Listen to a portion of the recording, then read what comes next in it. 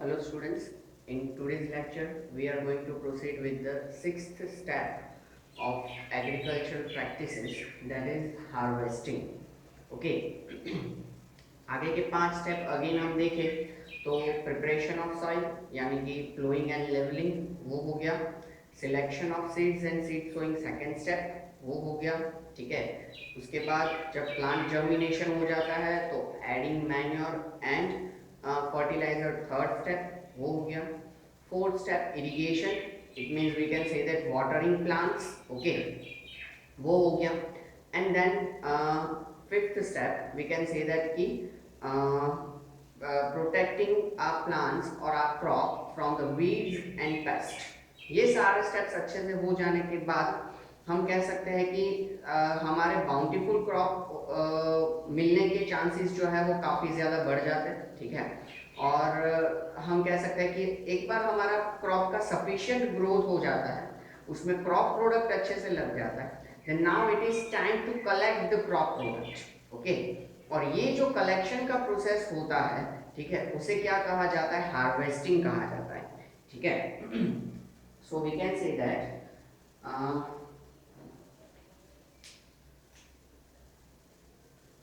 the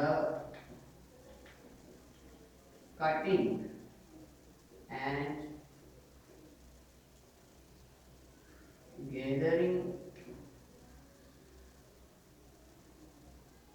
crops or mature crops, हाँ, cutting and gathering of the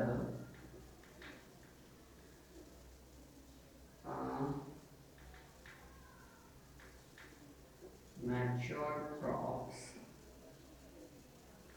is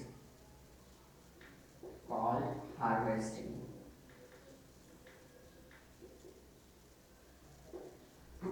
Okay. Cutting and gathering the mature crop, mature crop in the sense जैसे हमने discuss किया कि जब हमारे crop का sufficient growth हो चुका है, ठीक है, और उसमें अच्छे से क्रॉप प्रोडक्ट भी लग चुका है, then now it is time to collect it and that process of cutting and gathering और process of collecting this crop product is known as harvesting. उसे क्या कहा जाता है, हार्वेस्टिंग कहा जाता है। अब हार्वेस्टिंग के लिए अगेन मेथड्स अगर हम देखें तो एक तो मैन्युअल मेथड होगा हमारा,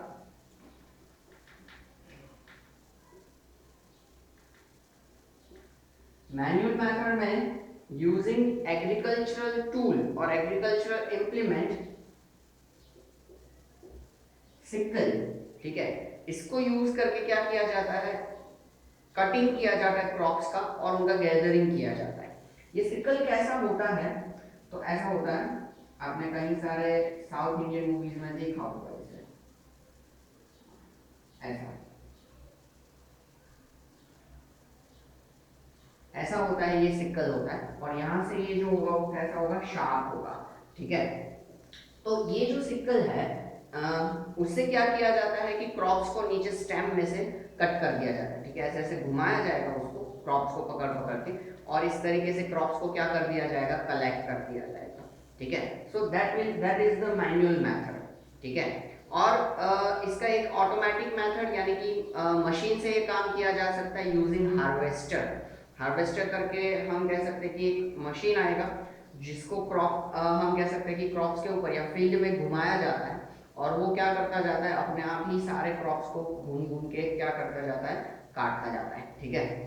तो फार्मर्स क्या करते हैं, हार्वेस्टर परचेज नहीं करते, वो उसको रेंट पे ले लेते हैं, ठीक है, और जैसे उनका हार्वेस्टिंग प्रोसेस खत्म हो जाएगा वो उनको क्या कर सकते हैं, लौटा सकते हैं। तो सिकल से ये जो मैनुअल मेथड होगा वो लेबरस होगा अगेन, और हार्वेस्टर जो होगा वो ऑटोमेशन होगा, यानी कि वो उसमें लेबर वर्क जो होगा वो कंपैरेटिवली क्या होगा, कम होगा, ठीक है। तो ये हार्वेस्टर का एक बेनिफिट रहेगा, ठीक है। अब सिर्फ काट के हार्वेस्टिंग का प्रोसेस जो है वो खत्म नहीं हो जाता, ठीक है। हार्वेस्टिंग प्रोसेस जो है वो अलग अलग काफ़ी चीज़ों में डिवाइडेड है, ठीक है। जैसे कि अगर हम देखें तो एक रहेगा हमारा हार्वेस्टिंग, हार्वेस्टिंग के बाद आता है थ्रेशिंग और थ्रेशिंग के बाद आएगा विनोइंग, ठीक है। हार्वेस्टिंग इन द सेंस हमने देखा कि this is nothing but the cutting and gathering crops, ठीक है, ये हमारा हार्वेस्टिंग होता है, ठीक है। अब जब हम क्रॉप कलेक्ट कर लेते हैं तो उसमें से अभी तक हमने क्रॉप प्रोडक्ट तो निकाला ही नहीं है, ठीक है, तो वो हमारा बाकी है। तो उसके लिए ये दो बाकी के प्रोसेस होते हैं, एक होता है थ्रेशिंग और एक होता है विनोइंग, ठीक है। तो थ्रेशिंग में क्या होता है,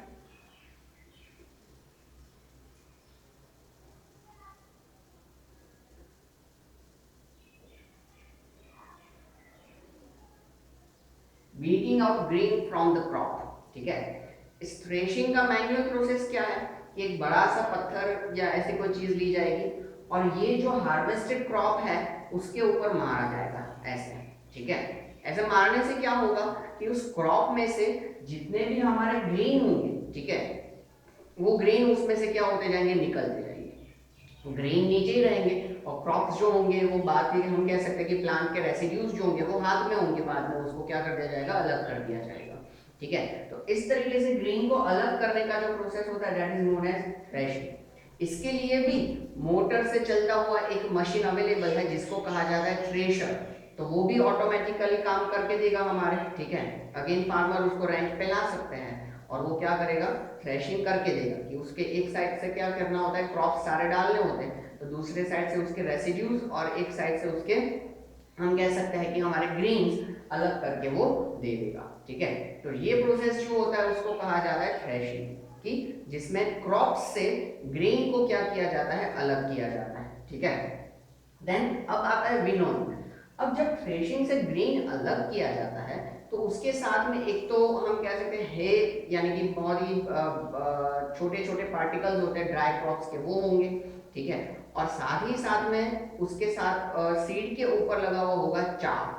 चाप यानी कि एक बहुत ही पतली सी परत होती है, ठीक है, कि जिसको भी अलग करना जरूरी है। तो वो अलग करने के लिए कौन सा प्रोसेस होता है, विनोइंग होता है। तो winnowing is a process by which is separating grain from chaff and hay we can say, okay। तो hay जैसे मैंने कहा कि बहुत ही छोटे छोटे इसके घास फूस के पार्टिकल्स होते हैं वो, और चाप यानी कि सीड के ऊपर जो पतली सी परत होती है वो, इन सभी चीजों को क्या किया जाता है, इस विनोइंग प्रोसेस में अलग किया जाता है। अब इसको कैसे अलग किया जाएगा कि ये जो थ्रेशिंग के बाद हमें जो ग्रेन मिलता है वो ये चाप और हे के साथ मिलेगा, इन सभी को क्या किया जाएगा, एक बड़ी सी चीज में भर दिया जाएगा, ठीक है, और थोड़ी सी ऊंचाई पे जाके उसको गिराया जाएगा, ठीक है। ऐसे मैं हाथ ऊपर करूंगा तो वो कैमरे में नहीं आएंगे, इस वजह से मैं यहाँ से कह रहा हूँ कि ऐसे जैसे ये बड़ी सी चीज है, इसमें यहाँ पे सारे वो ये सीड ग्रेन जो होंगे वो रखे जाएंगे और ऐसे उसको गिराया जाएगा, ठीक है। तो इस तरीके से गिराने से क्या होगा कि हवा तेज चल रही होगी तो चाप और हे जो होंगे ना वो उड़ के दूर गिरेंगे, और हमारे ग्रेन जो है वो तो हैवी होते हैं तो वो सीधा नीचे गिरेंगे। इस तरीके से क्या हो जाएंगे, चाप और हे ये दोनों सेपरेट हो जाएंगे, ठीक है। और फिर हम ग्रेन को क्या कर सकते हैं, स्टोरेज के लिए लेके जा सकते हैं, ठीक है। ये विनोइंग का और कोई ऑटोमेटिक या ऑटोमेशन वाला कोई मशीन जैसी चीज अवेलेबल है नहीं, ठीक है, ये इसी तरीके से किया जाता है। अब ये तीनों टास्क को एक साथ कर सके वैसा एक मशीन अवेलेबल है जिसको कहा जाता है कंबाइन, जो कि हार्वेस्टिंग भी कर देगा, थ्रेशिंग भी कर देगा और विनोइंग भी कर देगा, ठीक है। तो ये कंबाइन बहुत ही अच्छी टेक्नोलॉजी है कि जिस जो सीधा फील्ड में ही घुमाया जाता है और फील्ड में से सीधा ही वो क्रॉप कलेक्ट करता जाएगा, उसका थ्रेशिंग करके विनोइंग करके सीधे हमें सीड्स एक तरफ से देना शुरू कर देगा, ठीक है। तो फार्मर्स ये भी यूज कर सकते हैं और इसको भी हम कह सकते हैं कि रेंट पे ला सकते हैं और यूज कर सकते हैं। तो this was all about the harvesting, ठीक है। एक बार फटाफट रिपीट कर लें कि harvesting in the sense cutting and gathering the crops, ठीक है, उसको कट करके कलेक्ट करते जाना होता है, दैट इज द हार्वेस्टिंग। जब हमारा क्रॉप प्रॉपर्ली ग्रो हो जाता है या मैच्योर हो जाता है तभी क्या हार्वेस्टिंग किया जाता है कि उसमें अब हमें क्रॉप प्रोडक्ट मिल सकता है, ठीक है, उस स्टेज पे आ जाए तब।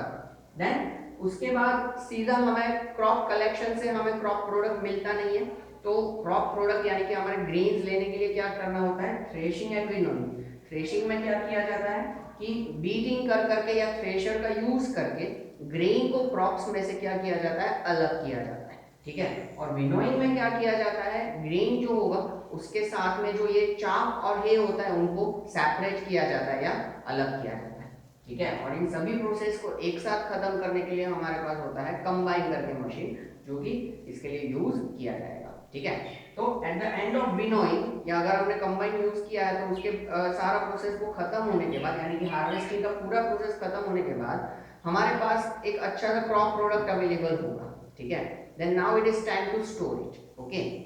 तो इसी वजह से हमारा लास्ट पॉइंट जो होता है वो स्टोरेज का होता है, ठीक है। वो हम देखते हैं, पहले आप इसमें से जो भी लिखना चाहो वो लिख सकते हो, ठीक है।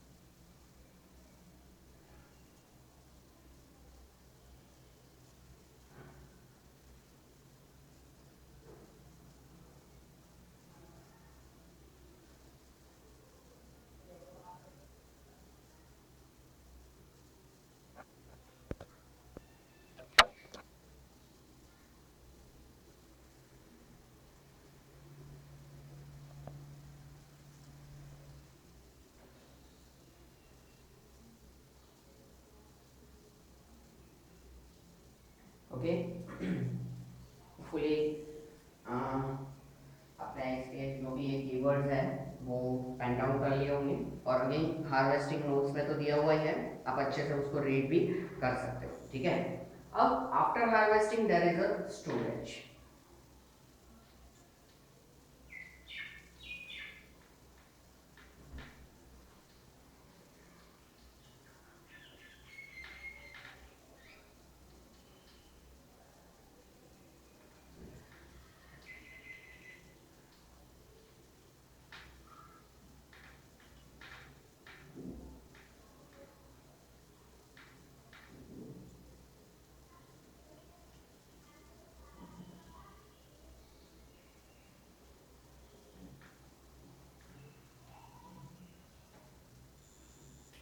हाँ,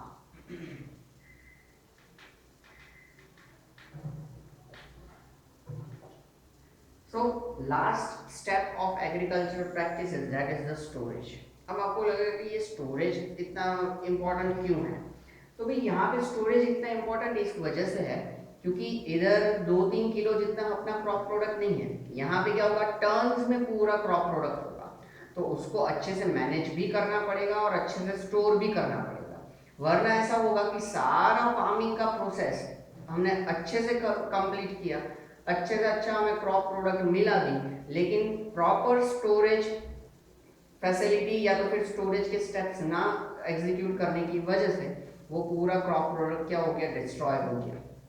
और ये न्यूज़ में आप कई बार ऑब्जर्व करते ही हो, ठीक है, कि बिन बुलाई बारिश की वजह से काफ़ी सारे लोगों काफ़ी सारे फार्मर्स का जो ये क्रॉप प्रोडक्ट है वो गीला हो गया, डिस्ट्रॉय हो गया, इसका क्या करना वगैरह वगैरह, ठीक है। तो इसी वजह से ये स्टोरेज जो है is a essential task at the end of the agricultural practices. But before storage and after harvesting the grains there is one another process which is a part of storage only, okay, and that is drying the crop product, okay। किस तरीके से, तो हम कह सकते हैं कि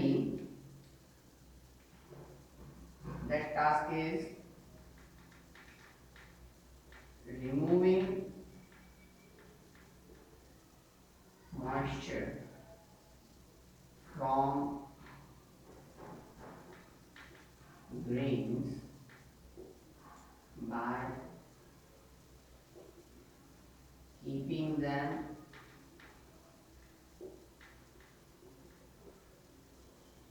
under sunlight. ठीक है, स्टोरेज का सबसे बड़ा या सबसे पहला स्टेप यही है कि जो भी ग्रेन कलेक्ट किया गया है उसको क्या किया जाएगा, सनलाइट के नीचे अच्छे से फैला के रख दिया जाएगा। ठीक है, काफी समय तक उसको सनलाइट के नीचे रखा जाएगा। क्यों? क्योंकि हार्वेस्टेड ग्रेन्स जो होते हैं उसमें काफी प्रोपोर्शन में मॉइस्चर होता है। अब ऐसा मॉइस्चरस ग्रेन अगर हमने सीधा स्टोर कर दिया किसी में भी, ठीक है, तो उसमें ग्रेजुअली फंगस डेवलप होना शुरू हो जाएगा और वो क्रॉप प्रोडक्ट जो होगा वो बाद में यूज करने के लायक नहीं रहेगा। ठीक है, तो ये सब प्रॉब्लम्स फेस ना करने पड़े इसके लिए क्या किया जाता है कि सबसे पहले उसका मॉइस्चर रिमूव कर दो। तो मॉइस्चर कैसे रिमूव किया जाएगा? Keeping it under the sunlight. ठीक है, उसको सनलाइट के नीचे रखा जाएगा तो due to the heat produced by the sunlight उसका मॉइस्चर जो होगा क्या हो जाएगा, चला जाएगा। आपके घर पे भी आपने देखा होगा कि काफी बार मम्मी जो है वो ग्रोसरीज बाहर से लाई हुई होती है उसको धूप देती है। ठीक है, गेहूं है, अलग अलग तरीके के हमारे लेग्यूम्स है, दाल है। ठीक है, तो इन सभी चीजों को वो क्या करेगी, अलग अलग फैलाने जैसे बर्तन जो होते हैं बड़े बड़े, ठीक है, उन बर्तन में अलग अलग रख के उनको धूप देगी अच्छे से। ठीक है, तो मम्मा ऐसे क्यों करते हैं? क्योंकि धूप देने से उसके अंदर जो भी बचा कुचा मॉइस्चर होता है वो क्या हो जाए, इवोपरेट हो जाए और कंप्लीटली हमारा क्रॉप जो है वो क्रॉप प्रोडक्ट जो है वो क्या हो जाए, ड्राई हो जाए और उसके बाद उसको स्टोर करेंगे तो उसमें फंगस लगेगा नहीं। ठीक है, that's why this is the first step we can say that of the storage. अब क्रॉप प्रोडक्ट हमारा जब यानी कि ग्रेन्स हमारे जब ड्राई हो जाते हैं तो ड्राई होने के बाद क्या किया जाएगा, तो उसको स्टोर किया जाएगा। अब स्टोर करने के लिए फार्मर्स के पास इसके अलग अलग काफी सारे ऑप्शंस अवेलेबल है।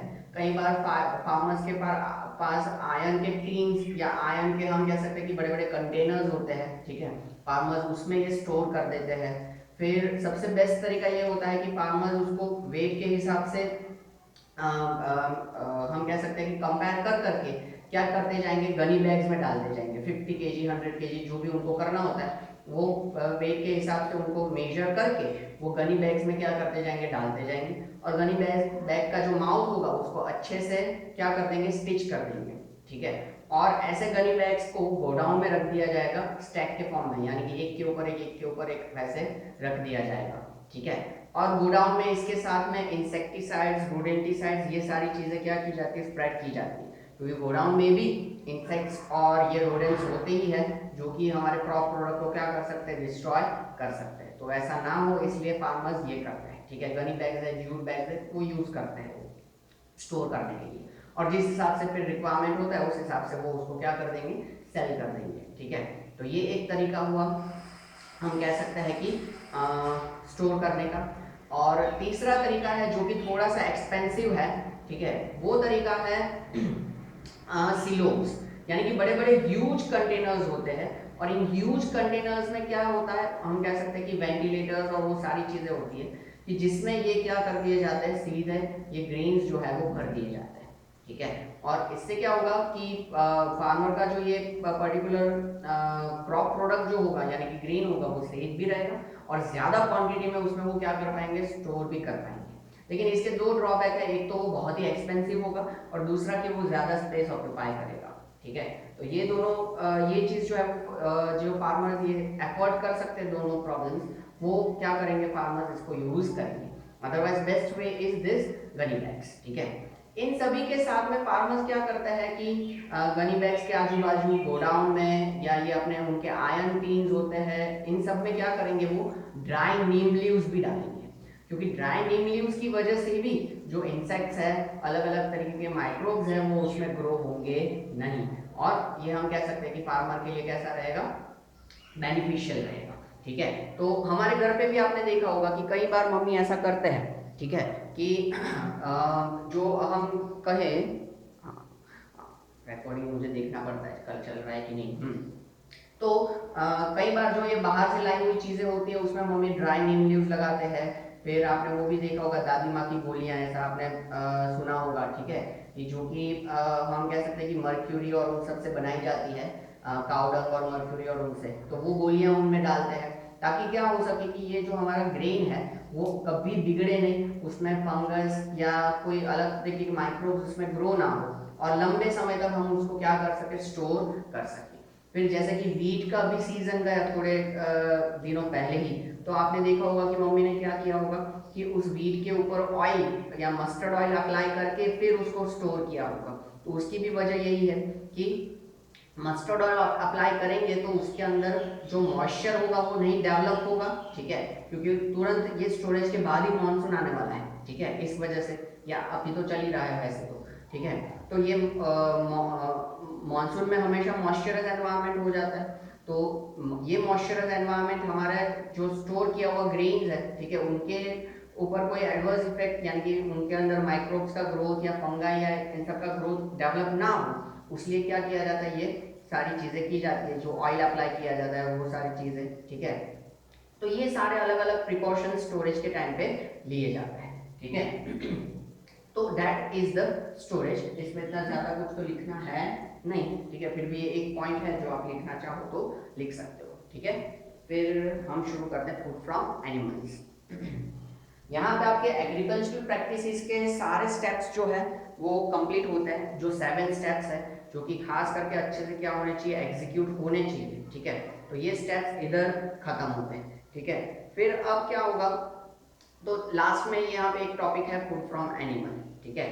तो ये 7 स्टेप्स जो हमने एग्रीकल्चर प्रैक्टिसेस के देखे, वो एक हम कह सकते हैं कि हमारे लिए अवेयरनेस क्रिएट करने के लिए है कि ये सारे स्टेप्स अगर जो फार्मर है वो अच्छे से एग्जीक्यूट करे तो क्रॉप फेलियर होने के चांसेस जो होंगे वो काफ़ी कम हो जाएंगे, और इस वजह से बाउंटीफुल क्रॉप मिलेगा फार्मर को, ताकि जैसे हमने फर्स्ट लेक्चर में डिस्कस किया था कि उनका लेबर, उनका इन्वेस्टमेंट, लैंड, ये सारी चीज़ें वेस्ट नहीं जाएगी और उसका अच्छा खासा प्रोडक्ट हमें मिल सकता है, ठीक है। तो this were the main 7 steps of the agricultural practices, ठीक है, ये आप देख लो। और उसके बाद हम देखते हैं फूड फ्रॉम एनिमल्स।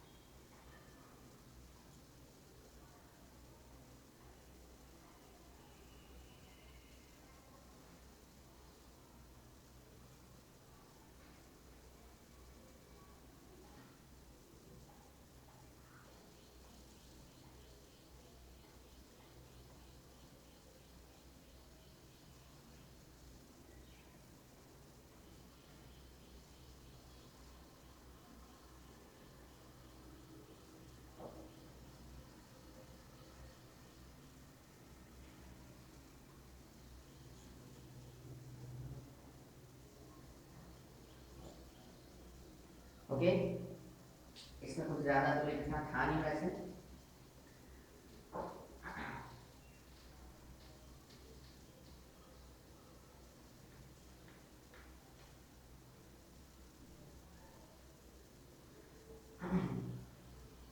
हाँ, so last topic of the chapter that is food from animals, ठीक है।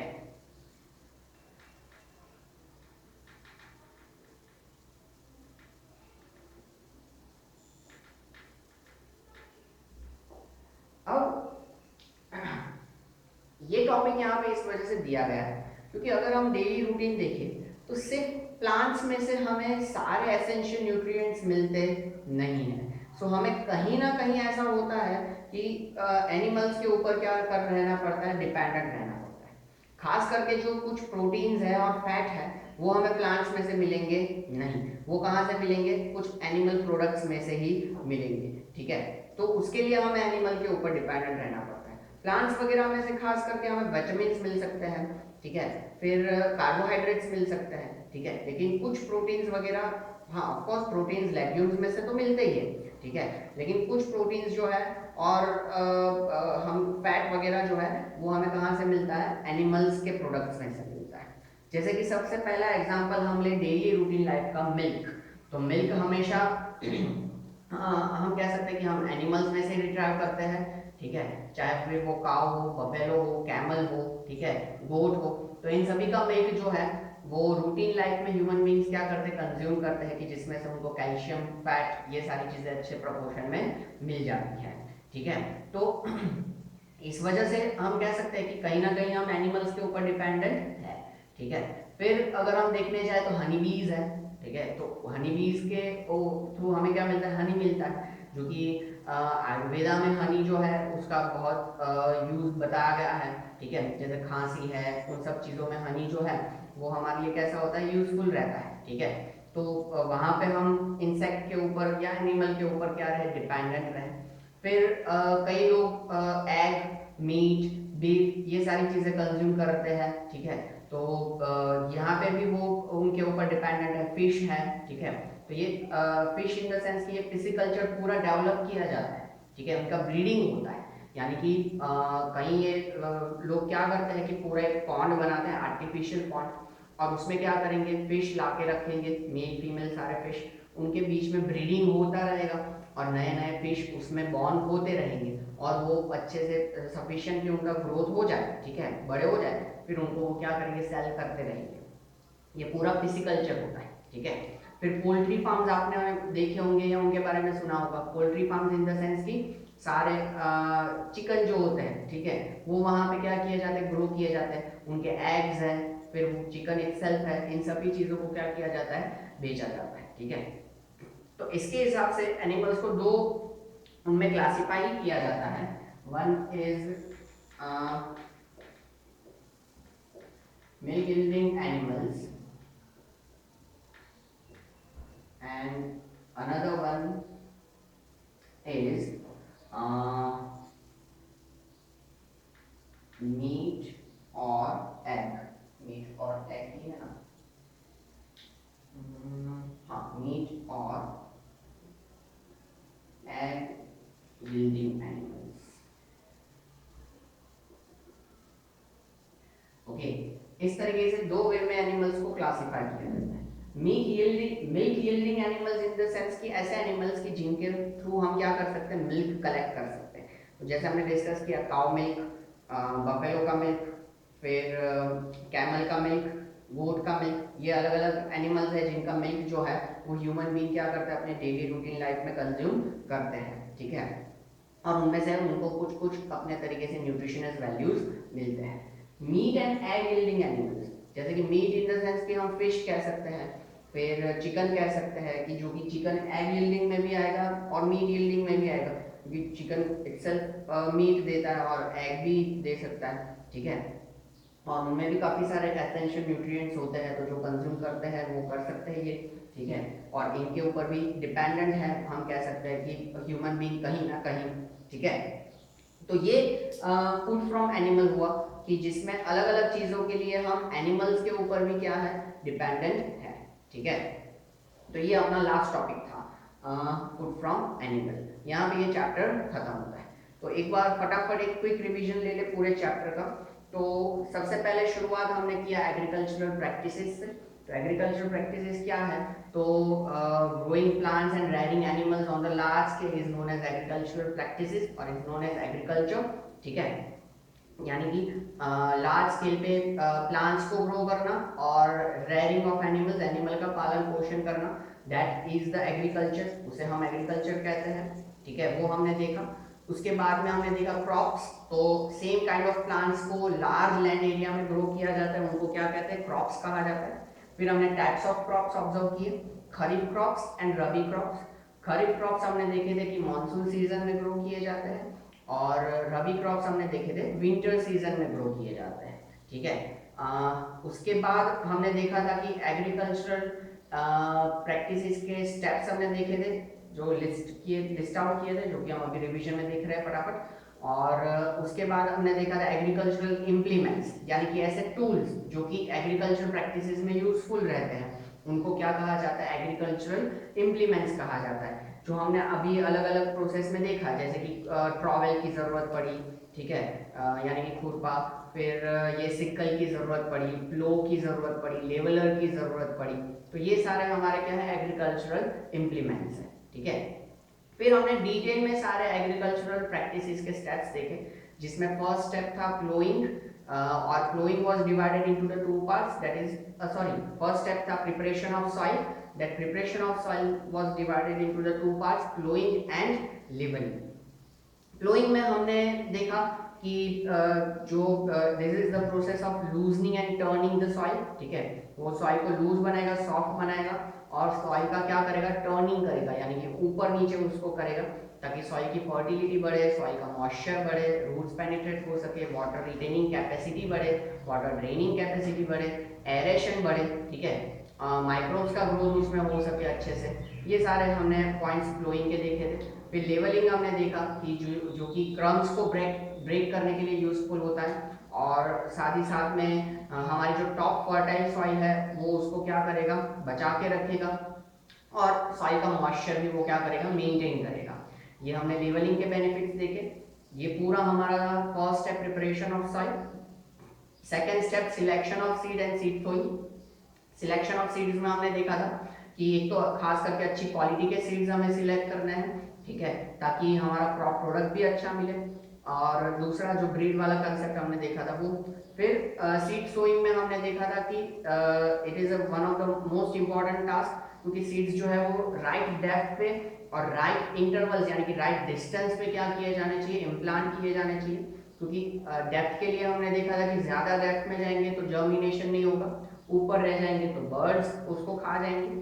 फिर सही इंटरवल्स भी इस वजह से, क्योंकि जब उसका जर्मिनेशन हो जाए यानी कि उसमें से प्लांट आ जाए, तो प्लांट को ग्रो होने के लिए सफिशिएंट स्पेस चाहिए होता है। अगर वो स्पेस नहीं है, दोनों साथ साथ में प्लांट होंगे, तो दोनों एक दूसरे को वाटर, न्यूट्रिशन, सनलाइट, इन सब में कॉम्पीट करेंगे। इस वजह से हो सकता है कि उनका अच्छे से ग्रोथ ना भी हो, इसलिए उनको सही डिस्टेंस पे भी लगाया जाना चाहिए। ये हमने देखा था सीड सोइंग के अंदर, ठीक है। साथ में हमने ये देखा था कि सीड्स जो है वो ड्राई सॉइल में नहीं लगा दिए जाने चाहिए, क्योंकि ड्राई सॉइल में मॉइस्चर नहीं होगा तो सीड का जर्मिनेशन नहीं होगा, क्योंकि जर्मिनेशन के लिए मॉइस्चर चाहिए होता है। और उसको वेट सॉइल में भी नहीं डाला जा सकता, क्योंकि वेट सॉइल में क्या होगा, सीड में फंगस डेवलप हो जाएगा, तो भी उसका जर्मिनेशन नहीं होगा। इसलिए सिर्फ मॉइस्चरस सॉइल होना चाहिए, ठीक है। तो उसी प्रोपोर्शन में पानी उसके अंदर होना चाहिए, ठीक है। ये सारी चीजें हमने सीड सोइंग में देखी, ठीक है। फिर थर्ड स्टेप हमने देखा एडिंग मैन्योर एंड फर्टिलाइजर। तो उसमें हमने देखा था कि सक्सेसिव क्रॉपिंग की वजह से, due to successive cropping in the field there will be a depletion of the nutrients in field, so to replenish the nutrients we have to add manure and fertiliser. ये nutrition का replenishment करने के लिए हमने अपने को manure और fertiliser add करने होते हैं, ठीक है। जिनमें हमने देखा था कि मैन्योर जो है वो नेचुरल सब्सटेंस है, ठीक है, सॉइल में ह्यूमस प्रोवाइड करते हैं, सॉइल को पोरस बनाते हैं, और सॉइल के लिए जरा भी हार्मफुल नहीं है। हाँ, बस एक ही उसका लॉस है कि it is not very rich in the essential plant nutrients, ठीक है, उसमें प्लांट न्यूट्रिएंट्स बहुत ही सफिशिएंट अमाउंट में होते नहीं है, तो ये उसका एक ड्रॉबैक था। तो उसके लिए हमने देखा था केमिकल फर्टिलाइजर्स, और उसमें हमने देखा था कि ये मैनमेड चीज़ें हैं, फैक्ट्री मेड केमिकल्स हैं, जो कि they are very rich in essential plant nutrients like nitrogen, phosphorus, potassium etcetera, okay. So whichever is suitable to the crop, farmer will bring that particular fertilizer and spread it over the field, okay, and they are easily soluble in the water. So after adding the fertilizer, farmer will irrigate the plants, or we can say that supply very much waters to the plant, क्योंकि ये chemical substance है, ठीक है, और पानी में dissolve होगा, तो उसके रूट्स जो होंगे वो ये वाटर कंज्यूम करेंगे, उसके साथ न्यूट्रिशन भी क्या कर लेंगे, कंज्यूम कर लेंगे, ठीक है। ये हमने देखा उसमें फर्टिलाइजर के बारे में। फिर फर्टिलाइजर का हमने ड्रॉबैक देखा था कि वो केमिकल सब्सटेंस है, इसलिए वो सॉइल और वाटर दोनों को क्या करता है, पॉल्यूट करता है, तो ये उसका सबसे बड़ा ड्रॉबैक है। तो फिर क्या करना चाहिए, तो अदर एसेंशियल टेक्निक्स हमने देखे थे कि जिसमें क्रॉप रोटेशन और फील्ड फैलो था। Field fallow in the sense leave field without cropping for few hours, okay, और crop rotation in the sense हमने देखा था कि बार बार से अलग अलग क्रॉप्स हम ग्रो करते जाए कि जिससे उसको न्यूट्रिशनस वैल्यूज जो है वो वापस से रिप्लेनिश अपने आप होते जाए, जिसमें हमने एग्जांपल देखा था वीट और लेग्यूमिनस प्लांट का। वीट को नाइट्रोजन चाहिए होता है और लेग्यूमिनस प्लांट जो है वो नाइट्रोजन फिक्सेशन में क्या करते हैं, हेल्प करते हैं सॉइल के अंदर। वो हमने डिटेल में देखा था उस वक्त, ठीक है। तो इस तरीके से ये न्यूट्रिशन रिप्लेनिशमेंट हो सकता है, kind of organic way we can say. फिर उसके बाद हमने देखा इरिगेशन, यानी कि वाटरिंग द प्लांट्स और supplying the water to the crops, कि जिसमें हमने देखा पहले तो ट्रेडिशनल मेथड्स हमने देखे, मोट, राहत, ढेकली, ठीक है, चेन पंप वगैरह, ठीक है, जो आपने शायद तक वीडियोस देखे होंगे, मैंने लास्ट लेक्चर में कहा था। तो वो सारे जो थे वो एकदम लेबरस थे, ठीक है, ज़्यादा मेहनत थी उसके अंदर और टाइम कंज्यूमिंग भी थे। इस वजह से फिर हमने क्या किया कि मॉडर्न टेक्निक्स ऑब्जर्व किए। मॉडर्न टेक्निक्स में क्या था, तो उनमें एक तो था स्प्रिंकलर सिस्टम, कि जिसमें स्प्रिंकलर्स होते हैं जो कि क्या करते जाएंगे, लाइक रेन वाटर को स्प्रिंकल करते जाएंगे पूरे फील्ड में। लेकिन उसके लिए क्या चाहिए होगा, हमें ज़्यादा पानी चाहिए होगा। और स्प्रिंकलर सिस्टम जो है वो अनइवन लैंड यानी कि ऊबड़ खाबड़ ज़मीन के लिए ज़्यादा यूजफुल रहता है। फिर हमने वाटर एफिशिएंट इरिगेटिंग सिस्टम देखा, that is drip irrigation system, कि जिसमें हमने देखा था कि ट्यूब का पूरा नेटवर्क बना दिया जाता है फील्ड के अंदर और क्रॉप के स्टेम के साथ में ही ड्रॉप बाय ड्रॉप वहाँ पे क्या होता जाए, वाटर ड्रिप होता जाए, उस तरीके का अरेंजमेंट वहाँ पे किया गया था, ठीक है, तो जिसमें वाटर का जरा सा भी वेस्टेज होता नहीं था, ठीक है। तो that was all about the irrigation we can say. Irrigation के बाद हमने देखा protecting our crop from weeds and pest, ठीक है, वो लास्ट लेक्चर में हमने देखा कि वीड्स यानी कि अनवांटेड ग्रास, ठीक है, कि जो कि हमारे क्रॉप को कॉम्पीट करेगा सनलाइट, न्यूट्रिशन, वाटरिंग सब में, इसलिए उसको रिमूव करना चाहिए। तो उसके रिमूवल मेथड्स हमने देखे थे, by hand, by trowel and by spreading chemical weedicides, ठीक है, ये हमने देखा था। फिर उसके बाद हमने पेस्ट के लिए देखा, तो 3 तरीके के पेस्ट ऑब्जर्व किए, इंसेक्ट्स, रोडेंट्स एंड फंजाई और फंगाई, ठीक है, और उनको रिमूव करने के लिए रिस्पेक्टिवली जो पेस्टिसाइड्स डाले जाते हैं, इंसेक्ट के लिए इंसेक्टिसाइड्स, रोडेंट के लिए रोडेंटिसाइड्स और फंजाई के लिए फंगिसाइड्स, ठीक है, वो हमने देखा था, उनके एग्जांपल्स वगैरह सारी चीजें हमने देखी, ठीक है।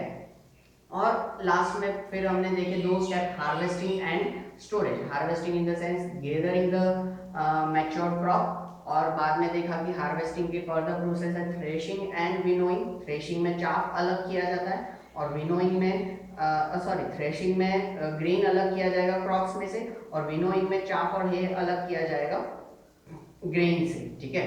तो इस तरीके से हमें अच्छा सा क्रॉप प्रोडक्ट मिलता है। क्रॉप प्रोडक्ट मिलने के बाद उसको स्टोर करना जरूरी है, तो इसलिए हमने लास्ट में देखा स्टोरेज, कि स्टोरेज का सबसे पहला स्टेप है रिमूविंग मॉइस्चर, जो कि सनलाइट के नीचे रख के किया जाता है। और उसके बाद हमने देखा कि उसको गनी बैग्स में स्टोर किया जा सकता है, आयरन बीन्स में या टीन्स में स्टोर किया जाता है, या सिलोज बड़े बड़े जो ह्यूज कंटेनर्स होते हैं उनमें इनको क्या किया जा सकता है, स्टोर किया जा सकता है। साथ में हमने देखा कि नीम लीव्स या गोडाउन वगैरह है तो इंसेक्टिसाइड्स, रोडेंटिसाइड्स, ये सारी चीज़ें अप्लाई करके हम उसको क्या कर सकते हैं, सेफ रख सकते हैं, सेफली रख सकते हैं, ठीक है। और लास्ट में हमने देखा चैप्टर में फूड फ्रॉम एनिमल, कि सिर्फ क्रॉप या प्लांट के ऊपर हम डिपेंडेंट नहीं है, ठीक है, हमें एनिमल्स के ऊपर भी अलग अलग न्यूट्रिशंस के लिए डिपेंडेंट रहना पड़ता है, जैसे कि मिल्क, हनी, मिल्क के लिए जैसे मिल्क यील्डिंग एनिमल्स है, हनी के लिए हनी भी है, ठीक है। फिर मीट और एग यील्डिंग एनिमल्स में हम फिश है, चिकन है, इन सब चीज़ों को क्या कर सकते हैं, इंक्लूड कर सकते हैं, ठीक है। तो this was all about the crop production and management. जैसे हमने देखा था कि ये अवेयरनेस क्रिएट करने के लिए एक चैप्टर आपको रखा गया है, ठीक है, ताकि एक क्रॉपिंग प्रोसेस जो है वो आपको पूरा पता चले। तो अब आपको पता चला होगा कि हमारे फार्मर्स जो है वो कितना हार्डवर्क करते हैं तब जाके क्रॉप प्रोडक्ट मिलता है, तो हमें वो क्रॉप प्रोडक्ट कभी भी वेस्ट करना नहीं चाहिए। तो जब भी कभी हम अगर हमारी प्लेट में कुछ भी खाना जूठा छोड़ देते हैं, तो अब हमें ये चीज़ याद रखनी है कि नहीं, ये पकाने के लिए फार्मर को और हमारी मम्मा को दोनों को काफ़ी ज़्यादा मेहनत लगी है, तो बेटर है कि हम कभी भी जूठा ना छोड़ें, ठीक है, उतना ही हम हमारा प्लेट में परोसे जितना हम खा पाते हैं। ठीक है, तो वो हमें कभी वेस्ट करना नहीं चाहिए, ठीक है। And simultaneously every time whenever we are grabbing the plate, each time we have to be thankful to the farmers as well as cook of our house, that is our mother, ठीक है। दोनों के लिए हमें thankful रहना चाहिए कि भाई उनकी वजह से हमें ये फूड कंज्यूम करने को मिला, ठीक है। As well as we can say that we have to thankful to the God also कि उन्होंने ये सारी चीजें हमारे लिए बनाई, ठीक है। सो यहाँ पे ये चैप्टर हमारा खत्म होता है। मिलते हैं नेक्स्ट लेक्चर में कोई अलग चैप्टर के साथ, ठीक है। प्रोबेबली सेकेंड भी ले लेंगे या फिर देखेंगे जो भी होगा, ठीक है। तब तक take care, see you soon.